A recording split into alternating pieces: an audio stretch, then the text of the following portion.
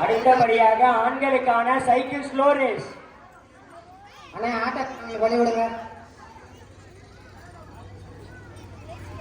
முடிஞ்சு. Very very dead slow.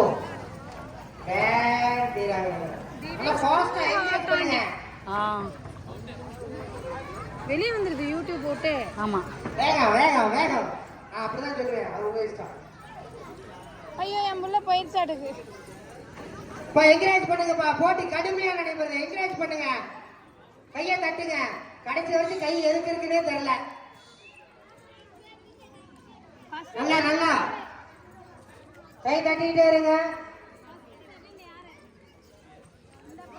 போட்டி கடுமையா இருக்கு.